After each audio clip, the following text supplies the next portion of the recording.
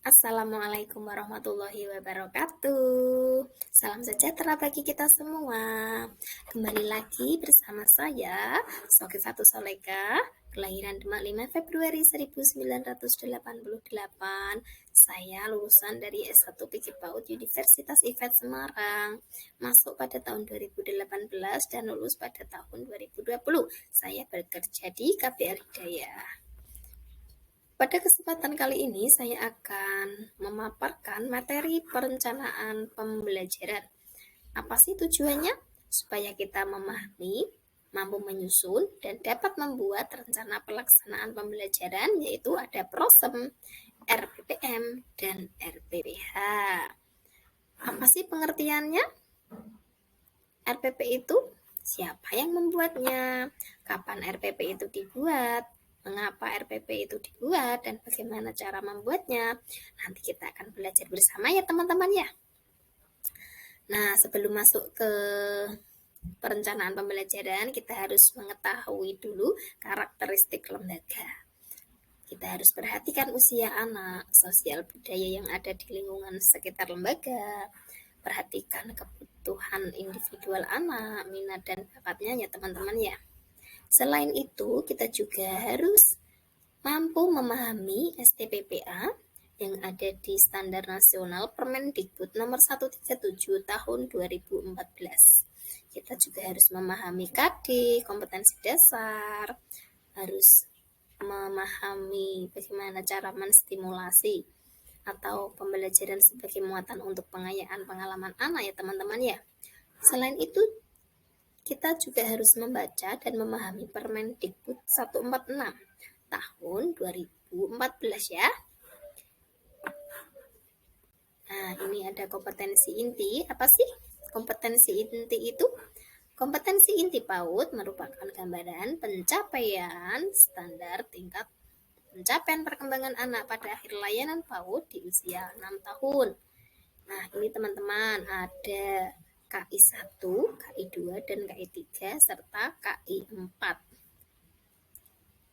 Jadi KI itu ada 4 ya teman-teman ya. Kita juga bisa belajar melalui lagu supaya bisa hafal.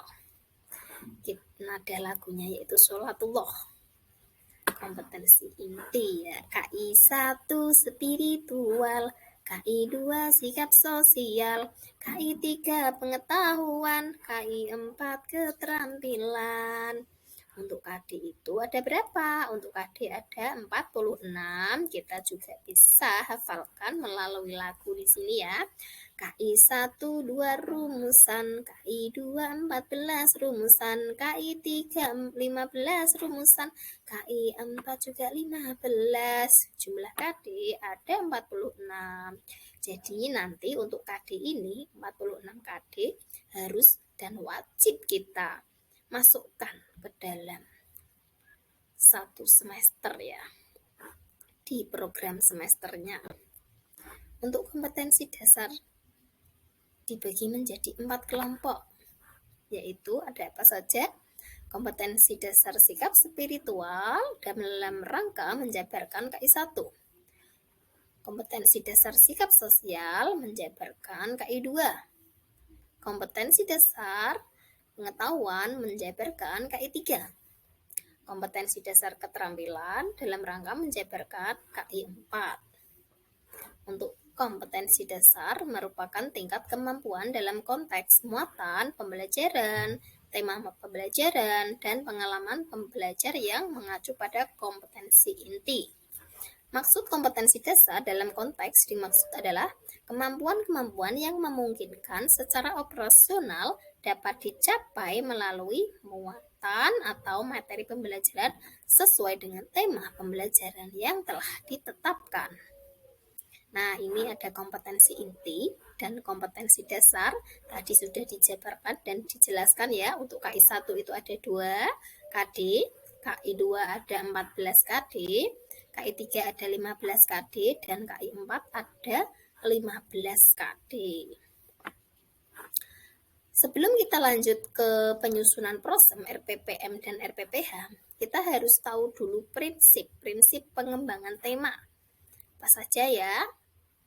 tema itu bisa kita ambil dekat dengan anak, menarik untuk anak, tema itu sederhana, dan tema itu bisa terjadi secara keinsidentalan atau tiba-tiba ya. Misalnya terjadi tanah longsor, banjir, kebakaran, maupun di hari ulang tahun anak ada badut yang mengundang. Itu bisa kita ambil tema tersebut di hari itu ya. Selanjutnya untuk langkah-langkah penyusunan prosem, langkah-langkahnya apa ya? Nah, ini tentukan identitas sekolah. Yang kedua, tentukan kompetensi dasar, tentukan tema, tentukan subtema, dan alokasi waktu. Untuk KD ini, jangan lupa 46 KD satu semester itu harus masuk semua ya. Jangan ada yang tertinggal. Untuk tema bebas, teman-teman dalam satu semester itu mau ambil tema apa? Diriku sendiri boleh, atau diriku binatang, tanaman, boleh, bebas ya teman-teman ya. Untuk subtemanya teman-teman bisa kembangkan sendiri. Untuk alokasi waktu itu minimal 17 minggu selama satu semester ya teman-teman ya. Untuk puncak tema teman-teman bisa terapkan di awal, di tengah maupun di akhir pembelajaran atau di akhir tema tersebut ya. Yang penting untuk format prosem sih teman-teman bebas, yang penting jangan meninggalkan komponen-komponen prosem.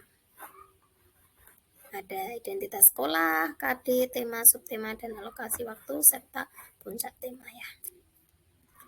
Ini adalah komponen-komponen RPPM. Untuk penyusunan RPPM itu kita harus perhatikan ada identitas sekolah, ada KD, muatan materi pembelajaran, rencana kegiatan. Untuk formatnya bebas ya, mau webbing, mau kolom boleh. Yang penting untuk komponennya jangan ada yang tertinggal ya teman-teman ya. Selanjutnya untuk penyusunan RPPH yaitu teman-teman harus menuliskan identitas sekolah, materi yaitu mencakup tentang materi pembiasaan, materi kegiatan, untuk alat dan bahan bisa disiapkan sesuai dengan kegiatan di hari tersebut. Selanjutnya ada pembukaan, inti, dan penutup. Jangan lupa untuk rencana penilaian. Untuk rencana penilaiannya itu sendiri yaitu ada checklist, ada anekdot, dan hasil karya. Teman-teman bisa membuat perencanaan prosem, RPPM, dan RPPH sesuai dengan kondisi lembaga masing-masing.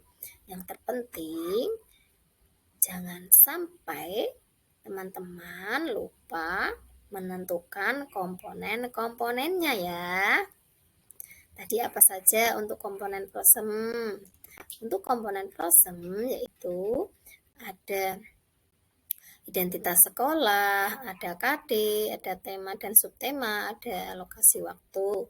Untuk penyusunan RPPM-nya, komponennya ada identitas sekolah, ada KD, materi pembelajaran, rencana kegiatan dalam 1 minggu ya.